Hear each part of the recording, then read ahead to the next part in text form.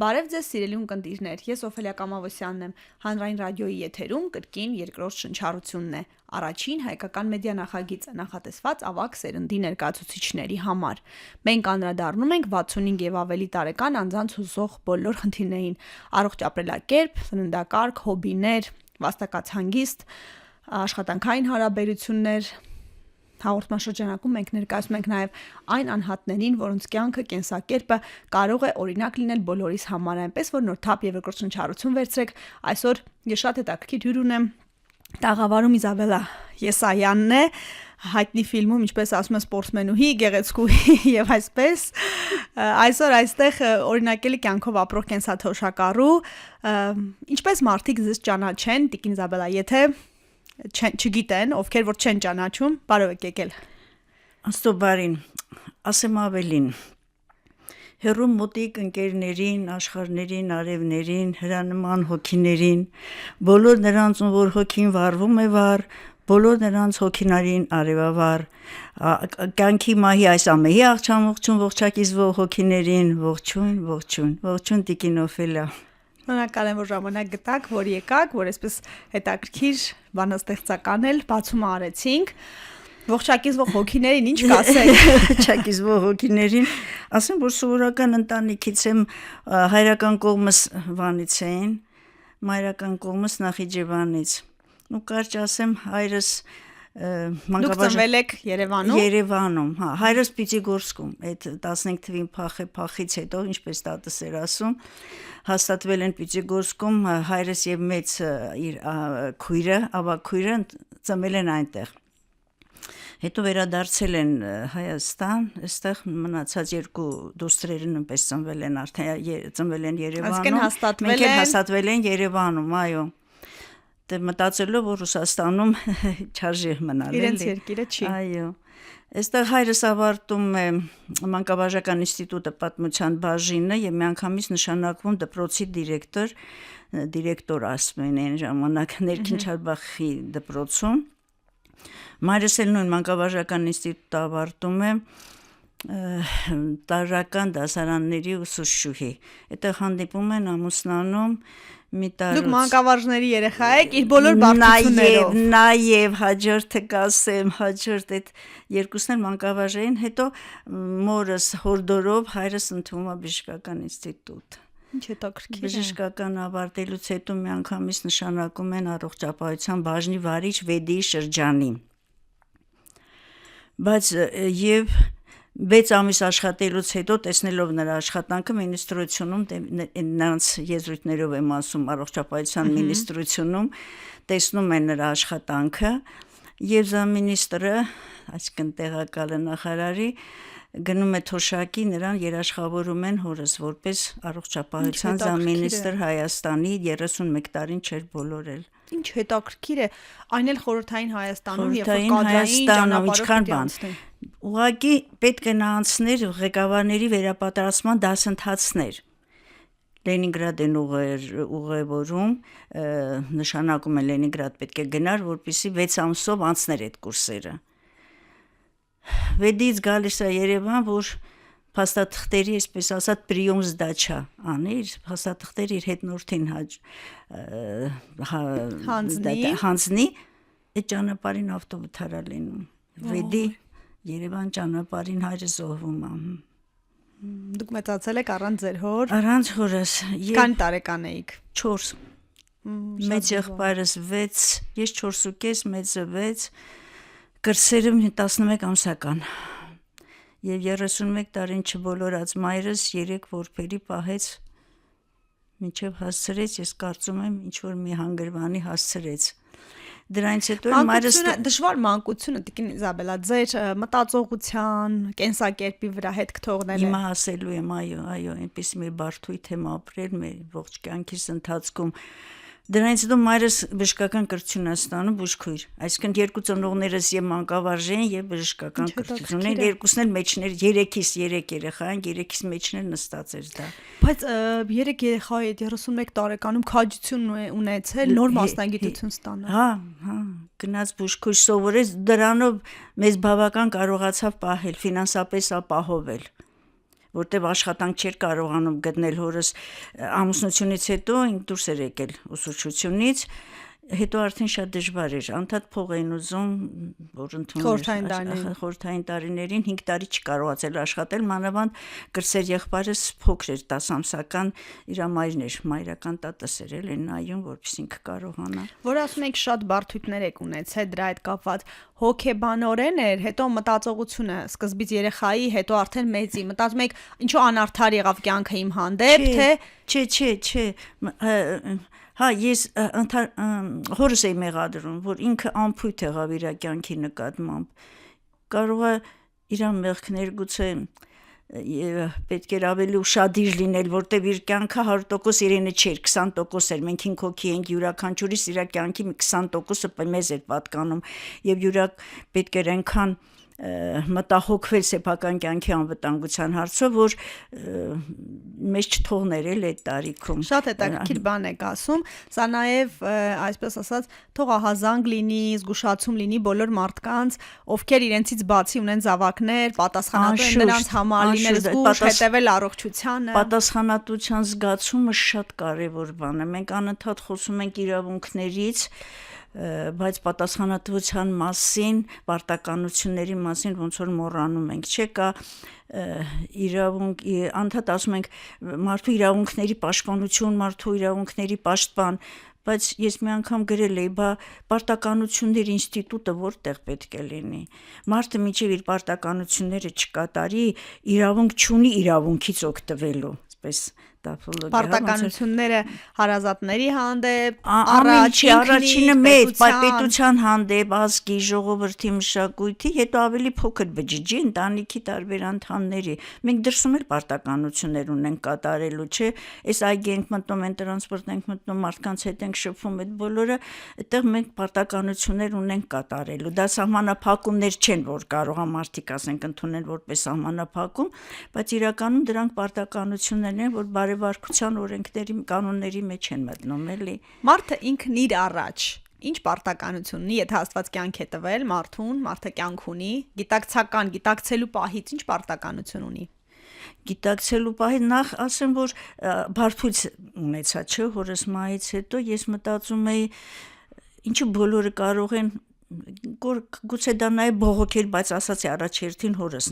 ուղղված բողոքեր էլի, բոլորը կարող են ասել հայր, իսկ մի սովորական բառ, բայց ես ամբողջ կյանքումս չկարողացա դա ասել, այդ հնարավորությունը չունեի, որ ասեմ, էլի,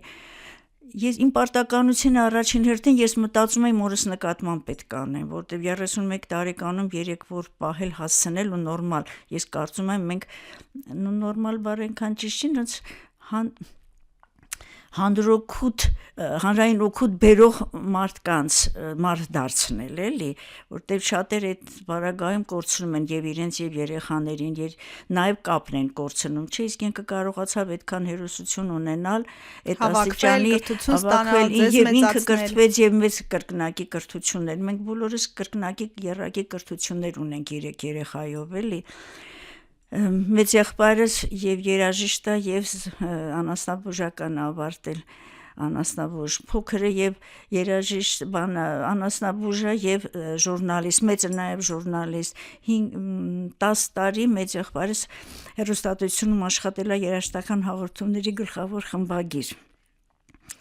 իսկ դուք կենտրոնանանք ձեզ վրա դուք էլ ես գիտեմ որ մի քանի մասնագիտություն եք Մայրս ուզում է որ ես բժշկական գնամ, բայց քանի որ ես գերազանցի, ինչ ասեցի, որ բարդույթ ունեի ու այդ բարդույթը միշտ անդրադառնում է արձագանքում մարդու վրա դպրոցում, որտեղ երեխաները դաժան են լինում, բայց ոչ ոք ինձ չէր կարող դա չէր կարող ինձ վրա հիշեցնել, որտեղ ես գերազանցիկ էի, բոլորը ինձանից կախում ունեին, բոլորը կողքս նստում էին ստուգողականների ժամանակ, որ արտագրեն դրա համար այդ բարդույթը ես ինքս ինձ մեջ էի հաղթահարում, դրսում դա զգալի չէր, երևացող չէր 11 տարի գովասանագիր ստացա, ոսկե մեդալով ավարտեցի, բայց բժիշկ չդարձաք։ Չէ, մայրս շատ էր ուզում, բայց ես Գագարինը նոր էր թռել տիեզերք, կիբեռնետիկայով էինք տարված, ասում եմ, ես անպայման պետք է կիբեռնետիկ ինժեներ դառնամ ու գնացի պոլիտեխնիկ։ Փոշմանել եք։ Ավարտելուց հետո փոշմանեցի, մի ընկերություն էին, նա էլ ավարտել էր համալսարան ֆիզիկա տվյորդվեցել պինդ մարմնի ֆիզիկա ասեց միասին գնանք բժշկական դիմեցինք բժշկական ասեցին որ երկրորդ մասնագիտությունը չի կարելի առկա ստանալ էլ ուսուցում ստանալ պետք է հեռակալ բժշկականի հեռակա չուներ ընտրվեցի պոլիտեխնիկինքից բժշկական կիբեռնետիկա 2 տարի տեղ սովորեցի օգտագործեցիք այդ գիտելիքները ոչ որովհետև առաջին տարին մեզ ուղարկեցին տեղ Մոսկվայի երկրորդ բժշկական ինստիտուտի համար գիտեք բիոնիկա ինչ բան է որ ասեք հա այդ մասնագիտության գծով մենք դեռ չէ առաջիններն էինք մենք դեռ չէինք կենսա ինչ հայրեն բիոնիկա չգիտեմ կենսա ինչ չէ դա այն խաչմերուկն է որտեղ հանդիպում են կիբեռնետիկան բժշկության հետ եւ այդտեղ ծնվում է երկու մասնագիտություն մեկ բժշկական ապարատուրա մեկ էլ բիոնիկա միտեղ ուրեմն բժշկություն օգտագործում են կիբեռնետիկան օգտագործում է բժշկական սարքերի կատարելագործման համար մի այլտեղ բիոլոգիան օգտագործում է կիբեռնետիկական սարքերը կատարելագործելու հակադիր բաներ էլի երկրորդ տարին երբ մենք արդեն ավարտեցին կարող էին գնալ արդեն տեղ չուղարկեցին իսկ մեր դասախոսին ուղարկեցին Սիբիր այլախոհության համար որ թվականին 74 կարծեմ, եթե չեմ սխալվում, 74 թիվներ։ Այսինքն անգամ այդ թվերին մինչև այդ նստած էր եղել։ Այլախոհության համար դուրս եկա, մեզ 2 տարի դաս տվեց, հետո նորից ուղարկեցին։ Մեր գյուղում, պապս մանկավարժ էր, որ Վանից եկել էր, իրան ուղարկեցին գյուղ, Ձորապ գյուղը աղցք հիմա կոչվում է, եթե իմանաք, տեղեր կա, որ եկեղեցի ունի, այդ մեր գյուղի միջով անցնում։ Ուղարկեցին այնտեղ մանկավարժ աշխատելու։ Այդ գյուղում մեր դասախոսը ստեղծել էր Լենինգրադի ինստիտուտի մասնաճյուղ, որտեղ ուսումնասիրում էին աղավնու աչքը։ Աղավնու աչքը ամենամեծ կոնտրաստ, հակադրություն, չէ, ոնց է կոչվում, հա, այդ կոնտրաստ ունեցողն է, դա ուզում էին օգտագործել, ասենք հեռուստացույցերում բան մեկ կոնտրաստն է, այդ կոնտրաստությունը կատարելագործելու համար, ու այդ այլախոհության համար իրան նորից ուղարկեցին Սիբիր, այդպես։ Իսկ դուք ոնց վերագտաք ձեզ, Տիկին Իզաբելա, այսինքն մասնագիտական այդ փնտրտուքի մեջ բժիշկ չդարձաք, այն ընտրած մասնագիտությունը նպատակին չհասավ։ Այդ փորից ոնց։ Նպատակին հասավ այնքանով, որքանով ես 23 տարի աշխատեցի Մերգելյան ինստիտուտում։ Որպես ինժեներ, հետո ավագ ինժեներ, հետո առաջատար ինժեներ։ Բայց ձեր երազանքը չէր։ Գիտեք, դժվարանում եմ ասել, նաև դա էր, որտեղ իմ հետաքրքրությունների շրջանակը այնքան մեծ է ու հարուստ, որ ես չգիտեմ որտեղ ինձ կգտնեի։ Եթե ես գնայի հոգեբանության հաջողության կհասնեի, որտեղ սիրում եմ դա, գնայի փիլիսոփայության նույնպես։ Եթե գնայի օրինակ այդ դիզայներության էլի, որ չեմ ասում հեռուստատեսության աշխատող, որտեղ դա չգիտեմ, չեմ կարող ասել, բայց նրան ես կարող էի երաշխավորել հասկանալ։ Դիզայնից որ ասացիք, ես հիմա ձեր արտաքին տեսքն եմ նայում համադրությունները, զարդերի հագուստի տեսա ձեր վերնահագուստը, որ ձեր ձեռքով էիք ստեղծել։ Դրա մասին ասեք, որ պահից ձեռագործ աշխատանքը դարձավ ձեզ համար ինչ որ մի հետաքրքրություն։ Ասեմ, սկզբում կարծես անհրաժեշտություն էր, ուզում էի մորս օգնած լինել։ Շատ դժվար էինք ապրում էլ դե ընդհանրապես սովետում բոլոր այնքան ցածր մակարդակով կենսամակարդակով էին ապրում բայց դե մենք էլ հայրս որ չկար ասում եմ անդադ ես մտածում եմ ոնց անեմ օգտակարն եմ կարիք ավելի ուժգիներ հա մայրս գիտեր գործել ինձ սովորեցեց թեթև գործել հետո արդեն սկսեցի ինստիտուտի տարիներից սկսեցի եւ ձեռքով հետո մեքենա գործելու մեքենան մոդա եկավ դրանով սկսեցի գործել հետո անհատական ցուցահանդես ունեցա ժողովրդագործությունների տանը դա շատ մեծ ազդակ եղավ շարժարիտ, որ ավելի գնամ առաջ էլ ոնց որ ինքնասիրությունս շոյվեց, որտեվ ինձ տվեցին ժողովարդպետի կոչում։ Դուք գործում եք շուղերով, գործում եք հելունով, կարպետ, մակրամե, տոասղնագործություն, քիչ, թեթև բանով զբաղվել եմ տեխնիկագործությամբ, փափուկ տեխնիկների, հետո ուլունքներով ծաղիկներ էին սարքում, այդ մեր դասատուն էլ մեզ թողեց կիսատ գնաց Արգենտինա։ Այդպես հիմա Ինչ է տալիս այս ձեռագործը։ Մանր մոտորիկան է։ ես դրա մասին այդքան չեմ մտածում, որքան պիտի ստեղծեմ։ Ես մի բան նայում եմ, տեսնում եմ դա պետք է իրագործվի, ուրեմն իրագործվի։ Ինձ ասում են կարողանում ես վաճառել։ Չէ, չեմ կարողանում, որովհետև այդ ուղղությամբ ոչինչ չեմ անում։ Ես գիտեք ինչ եմ պատասխանում, ասեմ գրողը նա չի, որ կարողանում է գրել, նա է, որ չի կարող չգրել։ Դուք չեք կարող չստեղծել։ Չեմ կարող չստեղծել, անում եմ, մոտավորապես անում եմ իմ չափսերին, ինձ հարմար, որ եթե որևէ մեկը չգնի էլ, ես դա կրում եմ, էլի։ Բայց կարևոր է, որ կիրառական լրիվ կիրառական, մանավանդ այս այն ժամանակվանից սկսեցի գնացի մակրամե հատուկ սովորեցի, հետո կարպետ սովորեցի, հետո այդ բաները սովորեցի։ Բացի դրանից ասում եմ, հետաքրքրությունների շրջանակը բավական լայն էր, դպրոցում բարի խումբ էի գնում ու Պիոներ պալատ բարի խումբ, հետո Պիոներ պալատ գնում էի Դաշնամուրի երգչախմբի տեխնիկային թատրոնն ներկայացնում էինք Պավլոսի խումբը, Պոլիտեխնիկում գնում էի բարի խումբ ու երգչախումբ, հետո սկսեցի գնալ ձիավարության ու աերոբիկայի, հետո գեղարվեստական մարմնավարժությամբ, հասկանում եք, այդքան բաներով, հետո… Իսկ անընդհատ հետաքրքրությունները դա ոնց որ պահանջ լինի, հա, ներքին պահանջ ունենա, կամ էներգիանա, որ պիտի կիրառություն գտնի, ելք գտնի, կամ այդ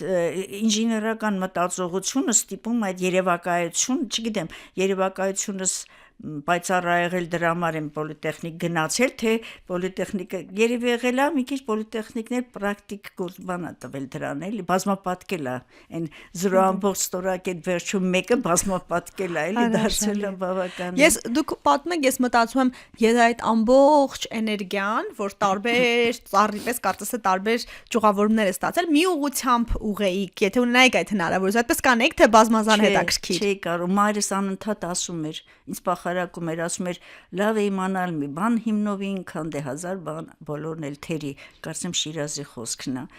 բայց ես չէի կարող, բայց հետո թերի չի էլ, ինչ էլ ամեն լավ է կանում, հենց այդ է։ Ես 23 տարի մորս հիվանդ եմ պահել, Չարբախում, բայց զուգահեռ գիտեք 5 տարի հեռուստատեսությունում եմ աշխատել,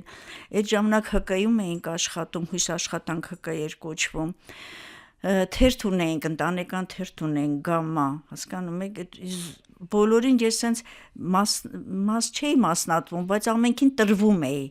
ու հերիքում էր ներսս այդ բոլորին միան ժամանակներ էլի պետք է ճիշտ կառավարել, որպեսզի ամենքի ժամանակ բավարարի։ Հիմա էլ չունեք ժամանակ։ Չէ։ Իսկ վերջերս այդ բոհեմական ոճով եմ տարվել, գիտեք դա ինչ է։ Ասեք։ Ուրեմն մի քիչ կարող եմ նախապատմություն ասեմ, ոչինչ, հա։ Չեխոսլովակիայում մի այդպիսի տարածք կա, կոչվում է Բոհեմիա։ Եթե հիշեք սովետի ժամանակ դրանց արտադրած հաղթապակիներ, հիմա էլ կա Պրահան, Բոհեմիա։ Այդտեղ ապրում էին գնչուները, կենտրոնացած։ Միշտ եւ մինչեւ հիմա էլ ես կարծում եմ նրանք ձեռնոց են նետած քաղաքակրթությանը, որտեղ քնեն, ինչ ուտեն, ինչ հագնեն, հա, որտեղ պատահի քնեն, որտեղ ինչ պատահի հագնեն։ Այդպես ապրում են եւ որոշ երաժիշտներ, շրջիկ մարդիկ, որոնք նույնպես չունեին այտենց որոշակի տեղ կեցավայր կամ հագուստ կամ աղքատեին, ապահովված չէին, սկսեցին հարել նրանց։ Սկսեցին նրանց հետ ապրել, նրանց կյանքով։ Հետո դա փոխադրվեց ավելի շատ Եվրոպա, հիմնականում Ֆրանսիա։ Արդեն այդտեղ գիտենք, որ Շարլը երգում էր Լա Բոհեմը, այդ բոհեմական կյանքով ապրող մարդկանց մասին էր, շրջիկ երաժիշտներ, շրջիկ կրկես, նկարիչներ, արվեստագետներ, որ դրա միջոցով ոնց որ փողոցում փող էին վաստակում, էլի, իրենց եւ ապրուստի միջոց էր, նաեւ չէին անհանգստանում, թե ով ինչ կասի, ինչ պատահեր հակներ, դե մենք էլ հիշում ենք, եթե ինչ որ միտեղ պատրված է լինում, ինչ որ մի կտորից բերում կպցնում են, ասում են կարկատան, կարող է իր կտորից թարմը լիներ, կարող է մեկ այլ հագուստից լիներ, կպցնում են կարկատան, այդ խեղճ մարդու հայտանիշ էր, անապահով ընտանիքի երեխայի հայտանիշ էր, բայց որոշ մարդիկ շատ առաջ նայեցին եւ դրա մեջ տեսան նոր ոճ։ ու հիմա Հիմա դուք հարում եք այդ բոհեմական ոճին։ Այո։ Կենսակերպի տեսակետից թե հագուստի հանդերձ։ Կենսակերպ չի, հագուստի, դրանք այդ բոհեմական ոճը արդեն հագուստին մոռացել են արդեն գնչուներին։ Ուղղակի նրանց մի քիչ այն հագուստը, որ մի քանի տակ կեսաշրջարձ իրար տակից հանում են, նրանց դա գործնական նշանակություն ուներ, որովհետև վաստակած փողը այդ գուշակությունների հետևանքով վաստակած փողը պետքա տեղավորեին, չէ՞, մի շրջարձ փեշը բարձրացնում են, տեղավորում, մյուսը ծածկում։ Հիմա էլ այդ Դուք այդ ոճի մեջ եք հանդես գալիս։ Բայց ոչ այդ բազմաշերտ։ Ես ավելի շատ գիտեք ինչ եմ անում։ Դրանք հագուստներ են, որ կարում են, բազմաշերտ իրար վրա, բայց ես ավելի շատ պատրաստի վրա պատրաստին ձևավորում եմ այդ ոճով։ Ձևավորում։ Որովհետև այդ կարելու համար բավական մեծ միջոցներ են պետք, բավական կտորներ են պետք։ Տիկին Իզաբելլա, գանք միջոցներին։ Ինձ թվում է ձեր մայրը, երբ որ ձեզ ստիպում էր, ուղղորդում էր, որ մի ուղությամբ գնաք, նաև ուզում էր, որ այդ մի ուղությամբ դուք փող վաստակեք։ Եվ ձեր եւ փողի հարաբերությունները ո՞նց են։ Չէ, ես որ ընդունվեցի պոլիտեխնիկ, արդեն ես ապահոված էի ինձ զգում։ Պոլիտեխնիկ չէ, Մերգելյան։ Այսինքն ֆինանսական խնդիրներ արդեն կարելի էր ասել ոչ։ Այդ ժամանակվանից ես ամբողջ օրը գործողումների էի, ինչտեղ չկար ես դրսերից բերում էի, ամեն ինչից սկսած ամենափոքր, ամեն մանրուքից մինչև մեծ բաները մենք դրսից բերում էինք, կարողանում էի գնալ էլի։ Տարվա սկզբին վերջին գործուղման էի, չէինք հասցնում մի հաշվետվությունը ներկայացնել, հաջորդը գնում էինք, չէ, ապահոված էի շատ, չէ, մայրս ավելի շատ ուզում էր, որ ես ինչ-որ մի պաշտոն ունենամ, կոչում ունենամ, այդ բաներով բարձրանամ, ոչ թե փողի, չէ, այդ հարցը չի։ Իսկ այսօր ձեր կենսակերպը ինչպիսին է, ես գիտեմ, որ դուք մարզվում եք ինտենսիվ, ո՞նց է անցնում ձեր ամեն օրը այսօր։ Ամեն օրը ստեղծագործելով, դե առավոտյան պարտադիր բանը կա, գնում եմ զբոսայգի, նաև պարան եմ թռնում, ինչպես տեսել եք։ Քանի անգամ կթռնեք, քանի րոպե կամ հատով եք հաշվում, թե րոպեները։ Հաշվում եմ, չէ, հաշվում եմ, որ քանի անգամից ուզմա լինի, գոնե մի 100-150 էլի, պատամա ասենք 50, 40 կամ 70, 60, տարբեր, հիմա մի քիչ դժվար է լինում, որտեղ հագուստը ծանր է շատ, դժվար է հաղթահարելը։ Ես գիտեմ, որ տարեդարձ է մոտենում, եկեք ձեր տարիքն էլ ասեք, թող մարդիկ իմանան, տեսնեն, որ այսպիսի բազմազան հետաքրքիր առօրյայով մարդը կարող է արդեն մոտենում է։ Դե արդեն շուտով կլինեմ 19 տարեկան։ Չէ, բայց 79։ Հրաշալի։ Զգում եք տարիքը, թե ձեզ ավելի ետասա։ Ախր ես չեմ տեղավորվում եք այդ թվի մեջ։ Ես չգիտեմ ինչպես պիտի տեղավորվեմ։ Էլի են հարցրել, զգում ես տարիքդ, չեմ հասկանում։ Այ որ զգալ, չզգալը չգիտեմ, բայց չեմ հասկանում, որ այդքան եմ։ Որտեղ երիտասարդի 80 ասեին, 80-ին մոտ սենց բաներ էլի, բայց հիմա չգիտեմ։ Ոչինչ չի փոխվել ձեր կյանքում, մտածողության մեջ, դժվարություններ։ Չէ, գիտեք, չէ, փոխվել է, ոչ չէ, գիտակցությունը, գրագիտությունը ոչ չի փոխվել։ Գուցե գրագիտության ավելացումն է, որ այն որ ասում են անձի կատարելագործում, որ օգնում է կարողանալ այդպես ապրել։ Հոգին չի ծերանում, Տիկին Իզաբելլա։ Հա, հոգին չի որ ծերանում է, որ թիվը նշանակություն չունի ցանկությունների, կյանքը վայելելու առումով, ստեղծագործելու։ Հոգիդ ինչքան ուզում է չծերան, այդ ուղեղը չաշխատի, կապը կկտրվի։ Հոգու եւ ուղեղի կապը կկտրվի։ Երևի այդ կապն է թուլանում, որ մարդիկ դժվար են ապրում այս տարիքը։ Հասկանում եք, մի ֆիլմ կար, տեսած կլնեք, Իզգոյ, օտարվածը, տեսել եք դա, Ռոբինզոն Կրուզոյի նման ֆիլմ է, էլի նավը կործանվում է, մի հոգի փրկվում, միայնի տարբերություն Կրուզոյին է, 5 տարի հետո վերադառնում է, բայց արդեն օտարված է, կին ամուսնացել է ուրիշի հետ, այդ ամուսնուն կերոջ հետ, աշխատավայրում նրա տեղը ուրիշ մարդ է աշխատում, երեխաները արդեն չեն ընդունում, ֆիլմը համարյա ավարտվում է, հերու պլանինք կանգնած խաչմերուկում ասում եմ завтра наступит новый день и никто не знает, что он нам принесет. ամբողջ ֆիլմը այդ մի նախադասությունը արժեր ամբողջ ֆիլմը։ Այսինքն 80-ին մոտ գալիս է վաղը մի օր, կարող ենք այս ընդհանրացնել։ Ցանկացած տարիքում պետք է մտածել, որ ինչ վիճակում որ լինի, завтра новый день уже։ Վաղը նոր օր է գալու, ինչ կբերի, այն բանը, որ Քրիստոս ասում է վաղվա օրը իմն է։ Միան հանգստացի վաղվա օրվա համար, ճիշտ է, միան տեսի քեզ մի ազատի պատասխանատվությունից, բայց օրը իմն է էլի, նաև ինձանով պետք է ապրես, որպեսզի քեզ վրա վերցած պատասխանատվությունը կարողանաս կատարել։ Այսինքն կյանքի ցանկացած փուլում, որևէ տարիքում պիտի նաև